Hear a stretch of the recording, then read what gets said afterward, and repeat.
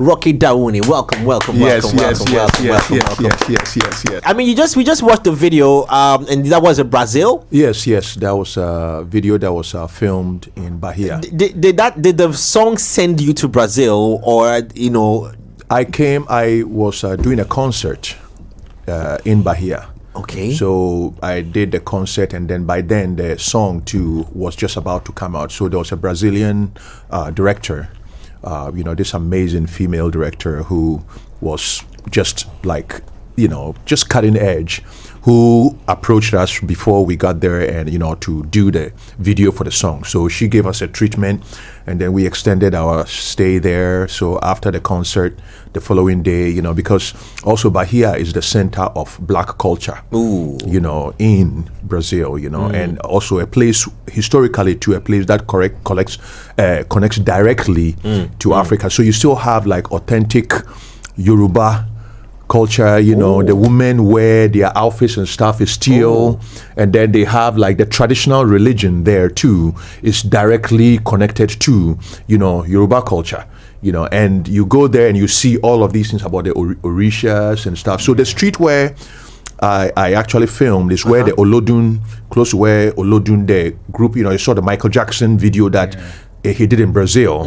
I think it's like, all they want to do is they don't really care about it. So that was the same place that I filmed. So those streets, like there's the window where he was there, and also it was done in that same kind of epicenter of culture. And for me, it was Shade Tree. Shade Tree too is about connecting, cultures, the diaspora to Africa, those elements. So my music is, once you take the time to even rise beyond the lyrics, the visuals are very informed, and they try to bring certain historic connections to how we as Africans and black people manifest around the world. I think that it has to be a testament to that you can find different layers of information as long, and that is what I feel that music needs to be. Music needs to be, it's just a key and an opening into a bigger cultural awareness. It sure is. But now I need this to go viral. The viral ones are the light ones, and people look up for Rocky. And I'm going to use that question to build to a certain point. Okay. How many countries have you been in? I cannot really count how many key. It's just been. I have to actually have been literally everywhere. There's a few that I haven't still, but I was just in Europe, and we did Switzerland recently, and then I just did Brussels. I just played Brussels, so I was with Shaggy, Inner Circle, and everybody, and then I was just in Paris, and just arrived last night. But whilst I was there was a promoter who came backstage whilst I was with Shaggy and everybody chatting, and then he came, and then the thing that he said was that Rocky was the first reggae artist and African artist to play in Greenland. What is that?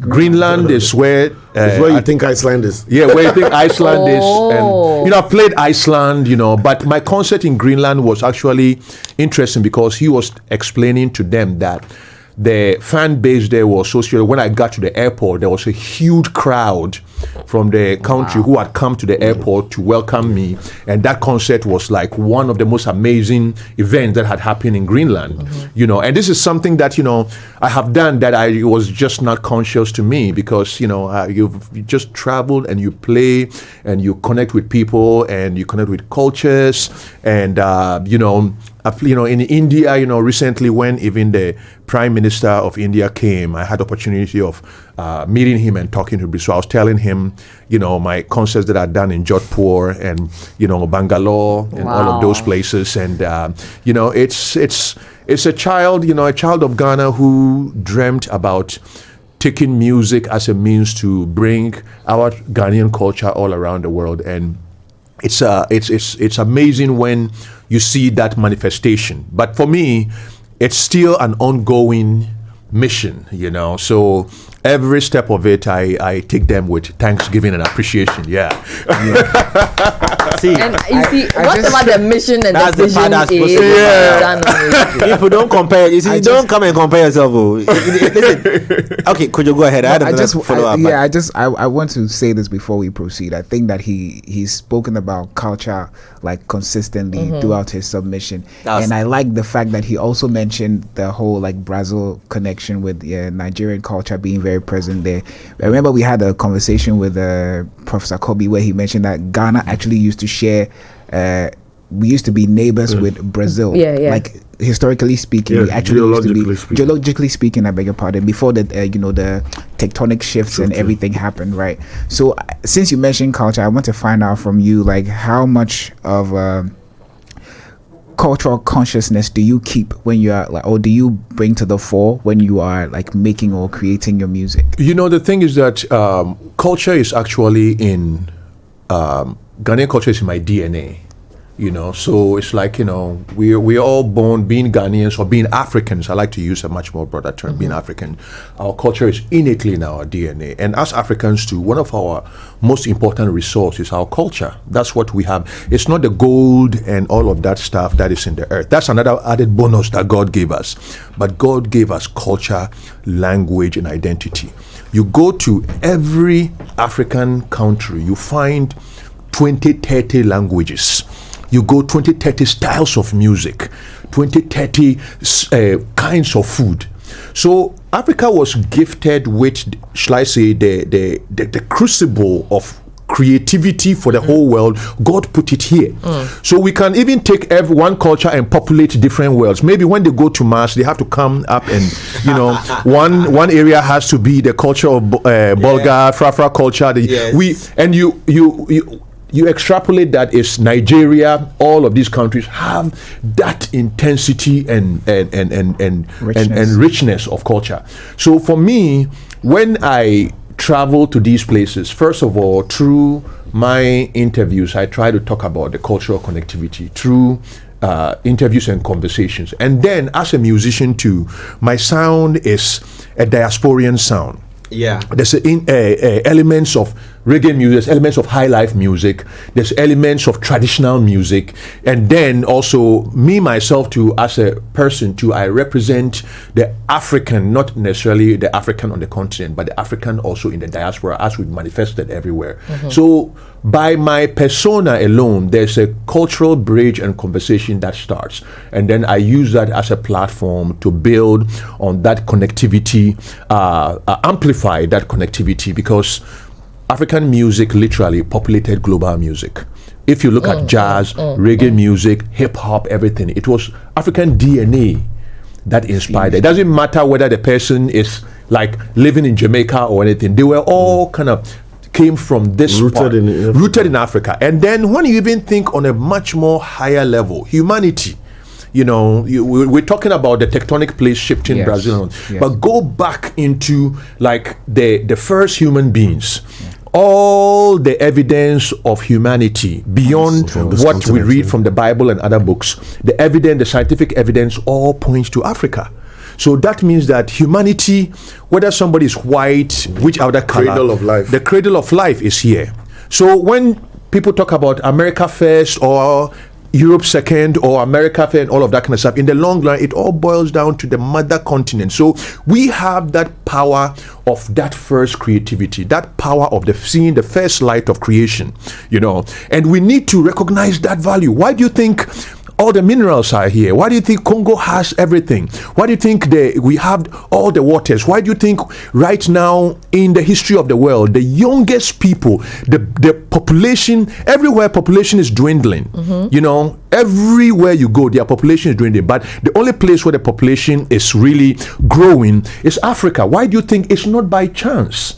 You know, it's that we have to understand that leadership and blessed role that we are, because if you are given a gift and a blessing and you don't stand up and claim it, others will come and try to do everything to make you not see the value, because, you know, and I feel that is why I go out there with my music, my advocacy to champion who we are. And that has been let me go. That has been that has been the case. We will come to the new music, please. We'll come to the new music. Yes. In recent times, when we get to you, we have to be schooled. Oh, no problem. In recent times, we've said that let's use the very popular music genre now, right?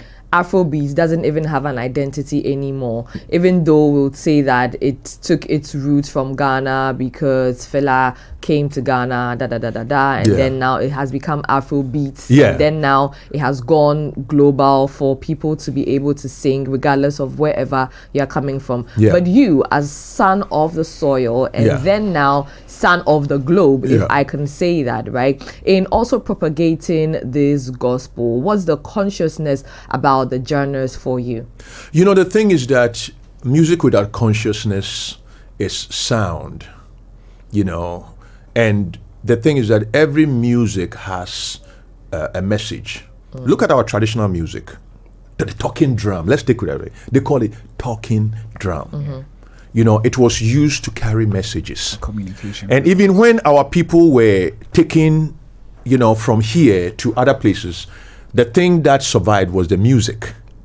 The drumming, you know, drumming was banned even among a lot of the slaves, because when people found out that the drumming was a means to convey messages, they're like, okay, that's like Morse code. You know, Morse code, po, po, po, po, and then you send a thing around, ships pick it up, all of that kind of. That was the groove, the energy of who we are. So music, we have to understand that music itself, it's a spirit.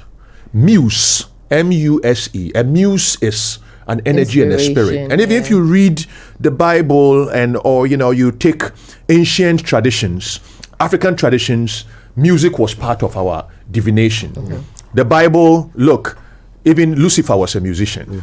You know what I mean? That music, King David was a musician before he became king. The only form of praise in heaven was music. Was music. So music is a higher form of language.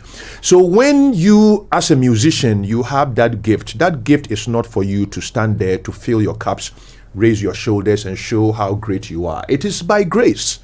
So you have to use that as a means to empower people, connect people, bring joy to people. So the content of the message is important. Why do you think the Psalms have survived in the Bible? Because King David was not only a king, he was a musician. So he wrote lyrics and that kind of stuff. And now we don't even know what King David looks like or how he sounds like, but we can see the lyrics, the message of what he was doing. That's the legacy. So that's why I feel that if our music, the only way music can be weaponized against you is if somebody tries to make you use the music to denigrate your woman, to only worship fame and money, you know, things that are necessary but ultimately an illusion. Fickle. Yeah, fickle, and you can't invest your destiny in there. So we cannot use that opportunity. Look, rap music was great. It started from consciousness. At some point, rap music became so commercial that everybody was wearing chains. You know, you were shackled in chains, and now you are wearing it as a thing to tell everybody wear a chain. So look at that, even the whole reverse psychology of all of that.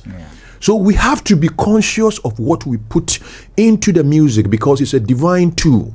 And if you put the energy of real, conscious and honest message into it, it acquires a whole nother dimension of it that is outside of your hands. Look at the musicians who had message. Fela Kuti, Bob Marley.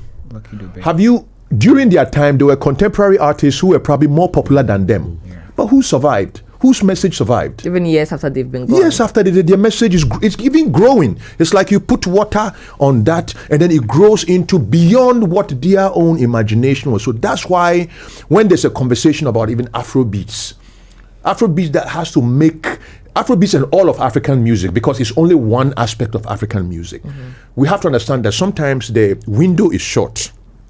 You know, reggaeton was popular for a long time. Everybody thought it was going to be forever. Within a few years, another type of music. Hip hop was there. So we have to know that now, in a time when we have the youngest population around the world, this also sound can be used as a reverse weapon against us, to make sure that our focus is not on development. Our focus is not on to recognize that our land is the richest. Our focus is not to know that you can sell your land for gold chain and shiny cars, which will be destroyed after, once the new update of the car comes, your car spoil. But your land, your ancestors have kept it up to now, that you could sell them for some shiny thing and then feel that posting or showing like those kind of wealth is actually development. We have to use that to show the wealth, the beauty of our women. I'm looking at your hair right now. I'm just like, wow, Charlie, African woman. Thank you. Who we are as a people, our identity, our culture. Because, yesterday I saw somebody post, you have to see God in your own image, and that's the most important thing. Because if we are all children of God and you wake up and you look in the mirror, the person you are seeing, that is God to you right now, because that's the Spirit of God in a tangible way. It's you. So how do you become a true instrument of manifestation of God? It's by going out there and being an instrument of connection, upholding people, energizing people, positivity and togetherness. So for me, that is how I see the mission of my music. Yeah. And which country would you say, and today I'm really being on the different cultures that you've experienced, which country would you say has used its music to elevate its people? Yeah, to elevate its people, to promote its culture. I mean, we speak on this, and I don't know, would you say Ghana? Are we being able to maximize Ghana, when we go to like High Life and all of that, High Life for the expression of our culture, High Life, like when I listen to somebody like Nana Mpedu, which I listen, African Brothers, I listen all the time because that was my mom's favorite artist, and I used to, and even my mom turned me on to Ampofwe J and Amachi Dede and all of that. That time there was storytelling. Now we listen to a rapper and we think that storytelling started from rappers. No. That African music has always been about storytelling. It's about capturing the history of the time. So our culture, the music has always done that. So what I'm saying is that we have to make sure that we don't lose that. Now that through the internet, we are having the opportunity of a bigger megaphone and a bigger sense of connection to the world. And the window before the algorithm is changed to make sure that anything positive about ourselves that we put is suppressed, because we don't control the algorithm, and the algorithm could be a new form of slavery that we can foresee. But we don't have to wait till that happens. Digital slavery, Yeah, we don't have to wait till that happens before. Now we have to use Afrobeat has to have a consciousness. That one, there's no true ways about it. We can argue about it. Oh, this person said that, and all of that. We can spend the next 100 years arguing about it. But our music should be positive. Our music should elevate our youth. Our music should be morality. Have you ever faced any threat in your life with regards to the kind of music you do? The thing is that if you start looking at threats, then you're not going to do anything. Life is a gift, and it depends on what you use it for. And I feel that when you do the right thing, you have the power of the Almighty. And Rocky, when I say threats, I'm talking about maybe anybody trying to suppress your message, either by not granting a platform, by not. You see, those things come your way. What we do, and the kind of music I do, is not what you find in the mainstream. I'm not the kind of artist that you see with shiny lights and naked women on stage and like denigrating women. All of that. So I want to ask how you are able. Oh, Cyril. No, there's something. The back of that. Okay. I want to ask how you are able to insulate yourself from a world, like you're saying, the algorithm and every other thing in the media that we don't. I mean, the last time I was on a flight, I checked the entertainment system and I wasn't even happy with what has been loaded there. That I felt imprisoned for 6 hours. This is all I can. Unless I take out my iPad, I have to watch one of this nonsense, quote unquote. How do you insulate yourself and maintain your consciousness? The thing is that if it is not part of your mission, it's very hard to stay true to it. It has to start with the reason why you're a musician. It's not fame for me. It's a sense of mission. You know, and then when it comes to sense of mission, even Christ had to carry a cross. You know, and he came with the biggest light for humanity, and we ended up crucifying Christ. You know, but his victory is what people look up to as to the ultimate victory. You know, so for me, when you are bestowed with that gift, you have to understand that to deliver that gift, it supersedes the construct and restrictions of man. You know, my music is informed by a mission of projecting who we are as a people, you know, pushing the element of love and oneness and togetherness. I mean, look at the world right now. Everybody's fighting everybody. Even here, I turn on the thing, it's NPP against NDC, you know, or House against Kotoko. I mean, Dophobia, Charlie. Yeah. You see, so the divisions are all around the world. So musicians, we are the ones that if we relinquish that opportunity of a unique voice, unless your voice is determined by a commercial construct where you are out there, the most popular guy, but be your voice. You know, everything is curated for you, what you say, even the you move your head wrong way, you are called in the room, slapped and put back into the distance, like, this is what you need to do. You need to sell this, you need to sell that. Controlled media. Controlled by me. For me, it's like we need more messengers. Musical messengers. That's what we need in the world right now. Musical messengers who love what they do, who see the power of music, like not the original commercial music. Money, commercial is good. You know, there's nothing. I'm not against money and commercialization. It's all part of the music thing. You have I call it resources to amplify the message. Yeah, to amplify them, and then you need a platform to amplify. So I'm not saying that, you know, I'm against like popularity and all of that kind of, but I'm saying that it shouldn't be the ultimate driving tool, but it's a part of the industry. So as much as I'm a musician with a mission, I don't lose sight of what the industry is. The industry, you need promotion, you need a good team, you need to have your song on Spotify the day it comes. If it's not part of Spotify, Friday, Charlie, go back and do your thing. You can't sit down and say, I pray for that to happen. That requires real work to do that. So I'm not saying relinquish the work, but I'm saying that if you have the system in place, in addition to the authenticity of the message, then you have a very potent thing. I think that's not based on numbers. That's the problem. That's where the problem is, because commercialization there's a misconception about what it has become materialistic. Exactly, like what commercializing bingo music right is. There. So that is what, if you talk about commercializing music, people don't think about like the business or the resource aspect of it. Yes.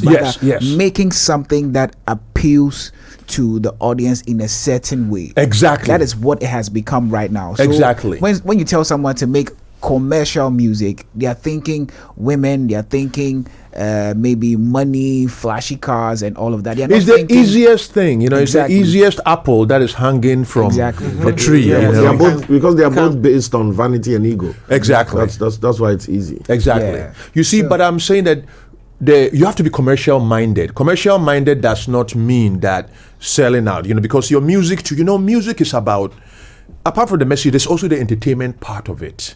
You know, you have to have fun. You have to let people feel something. You have to let people sing and rise outside of their thing, you know, to forget their troubles. The music has to be something that brings joy, you know. So you as a musician, when you are making the music to you, that's why it's a craft too. So you have to take the time to make, I have this hook line. Okay, this hook line is too long, you know, so maybe I take half of it and then I put it here, then it actually connects better. You know, those are all mechanisms of constructing the vehicle for the message. So you can't lose sight. You can't come and preach 24/7. You talk way hook load inside. Because we are speaking on commercial music, right? I'm interested because you've been doing music for no. I've been joking that I want to, make music, but they say I don't have a good voice. So Hey, but your voice, even the speaking voice is great. But the singing, Just take the speaking voice and then the singing. sing with it. Yeah. Maybe that's I'll it. come for some tunes. Yes, yes. We wanted to release a first song on tape first. Carefully, gently.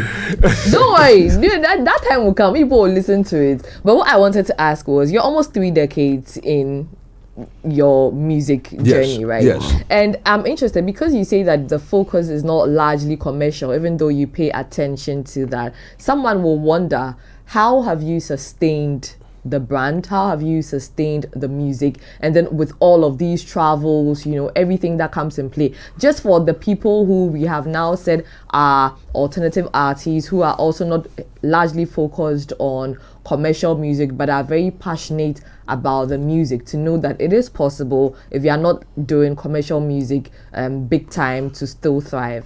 No, good music is commercial music. I'm just saying that the classification of commercial music, What it has become now. has made many artists feel like they are constrained. Right. Okay. But you can have the message, and that's what I'm saying. Look, certain songs are just 5-6 words. But that's where it comes to the craft of music.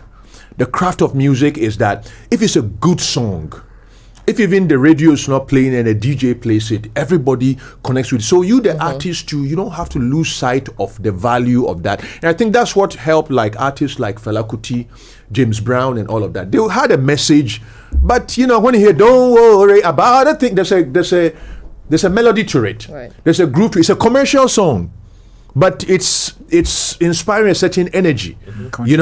When you're zombie, you are on the floor dancing. Fela knows that if he doesn't get to you with the melody, he has to get to you on the dance floor. Yeah. So it's commercial music, but many people didn't at first think of Fela's music as commercial music. Why has it lasted this way and is still making money?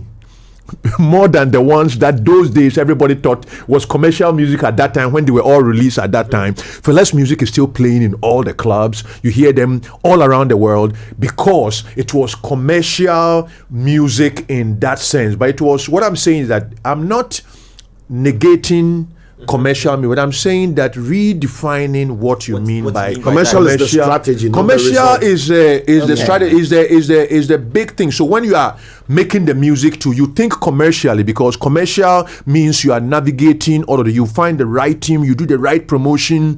Okay, if I have to do like certain things to bring it to people, this is the hook line. If even I'm posting it, let me see, these are the hook lines I do. Those are all commercial considerations that you need to put into the music. But in the long run, when the music get there, does the music just get there and people forget it the following day because they just like the hook, and then when the next sweet hook that comes, they forget you? Or is there something in there that when they hear the nice, beautiful hook and all of that, it stays with them, and when they go and be like, yeah, wow, this line that is in the song is something, the way the wordplay and the thing there has to be a resonance, and that's what I'm talking about, that we have to think commercially, but we have to execute with a sense of mission, in a sense of also a musical legacy of message-driven music. Africa cannot afford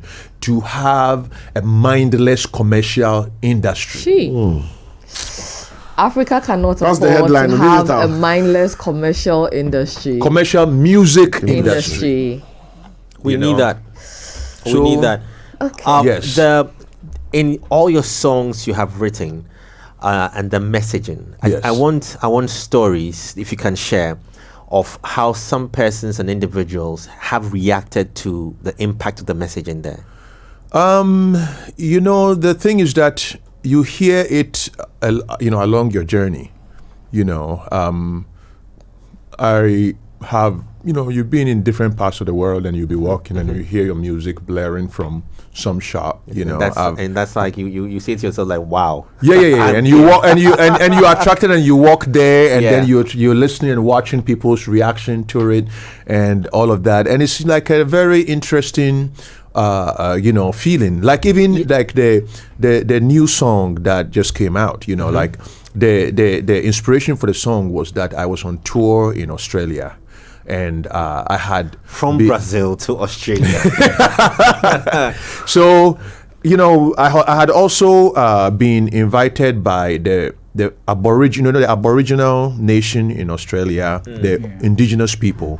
There's an Indigenous, the first, one of the oldest human remains that was exhumed from it is called the Mungo Man. So Mungo Man, the family that traced themselves to be connected to Mungo Man, had invited me as part of this whole trip. So I was doing the tour and all of that, and at the same time I was kind of immersing myself in Aboriginal culture, because the Indigenous people were African by nature and their indigenous practices. So me also coming from a traditional Indigenous home, I was very interested in the history. So I found out that the Aborigines had they elevated music. Music was not only used for entertainment, but music was also used as an intergenerational conversation and a map. So they have things called song lines. So from ancient times, every part of their geographical area had its own unique songs. And if you know the song and you get there and you sing the song, it will show you where the food is, where the best hunting is, where the safest places are, where the water holes are. So music was a map. And you have to know the song. So the first to find your way around. Yeah, the first hard disk. Yeah, the first hard disk, the first real. map, So this was how the Aborigines had evolved this concept into a whole other level. Complex. So that knowledge, all of a sudden, so that's why I wrote this song. I got a song. I started writing this song. I got a song because it's about the power of music. Music is, I think, one of the purest form of expression and language for humanity. That's why even if you hate somebody, you can be in the same club and dance to the same tune until the music stops, then you meet them outside. Because it has that harmonious ability to. So to tell you that this was a story, this was something that informed the song. And then when I was writing it, I saw it more as even a global thing, that music connects. Now I understand why music connects to geography. You can have a song and the song is resonating in different places and people are dancing because we're still moving through those song lines that the Aborigines had figured out, and through their cultural scientific insight have made it into a tangible means to explain their environment, their geography and all of that, and pass it across generation. This is indigenous technology. That has manifested into harmonious musical kind of expression. So I started getting a deeper understanding of what music is. And then, Cedella Marley heard the song. And then that's how that collaboration. Cedella Marley is Bob Marley's firstborn daughter, yeah. Firstborn daughter. Skip's mom. Yeah. She's like, the Bob's first.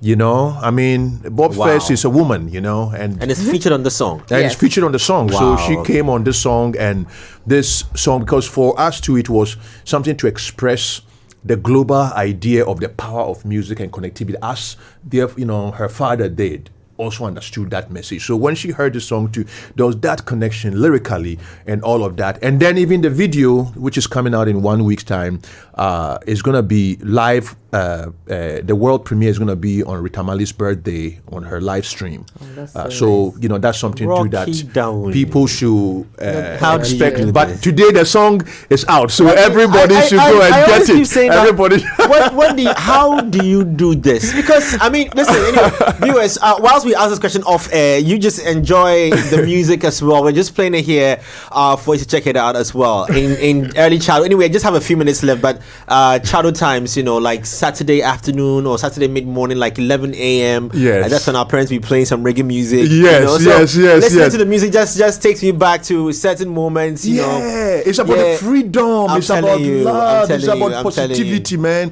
It's like you have to melt the problems. Yes. Everybody get problems. If you take time, the problems go over you. Go swallow you. Yeah, you Beautiful need music, the music Rocky. that breaks the chain, the music that frees you up. Wow. And I feel that's what this song is about. Is feel good. It's a universal harmony. Yeah. Let's sing, let's group, let's really the pace, the giddy pace, let's chill it and slow it small, and that's what this about. And this is one you can't listen to without like nodding or no. moving or grooving to it. The rhythm will get you. Like reggae music is real reggae music. Yeah. Yes.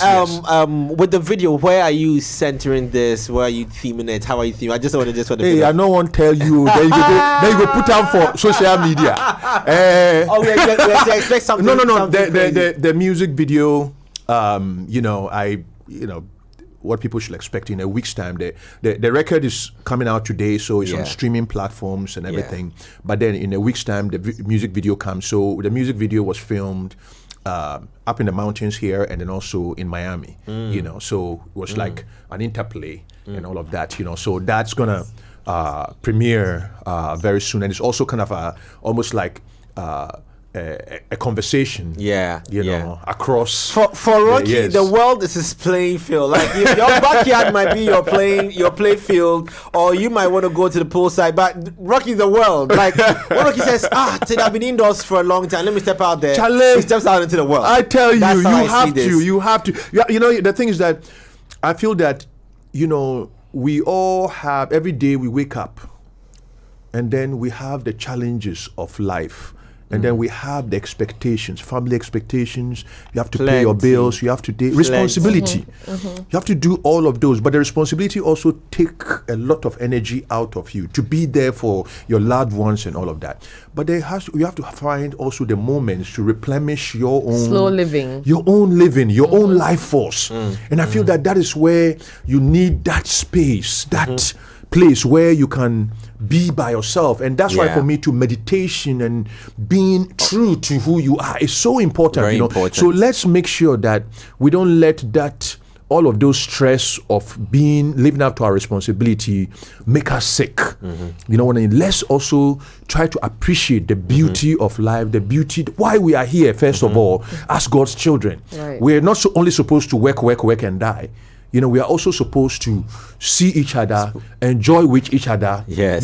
Kind of be joyful with each other, celebrate each other, honor each other. Very important. All of those things are very important. That's why for me, I got a song. It's about Charlie. Yes, so boys are bread, girls are bread. Charlie, yeah, right now let's go. Let's take that thing off. Our time is up. But it's streaming tonight. It's going out tonight. So if you heard it, you should be thankful that we gave you a teaser of it. So tonight, go stream it as well. We're looking forward to that video. We'd love to have. It's. I think it's already live right now. So everybody in IG, yes. Ghana for today, dear, your IG. If you are adding, go put Rocky Dawuni. I got a song. Find the song and put it on your IG. Today, that one there be 24-hour economy. So for the 24 hours today, let's celebrate. Let's celebrate. Run it So and that's a good thing to do. So when you put up a post, the music you use, I got a song. Yes. Let's all do it. Yes. That'll be fantastic. Rocky, I know time is fast, but thank you so very much on this. We're looking forward to. I can't wait to have the visuals as well, and then we'll check it out. It will be great. Yes.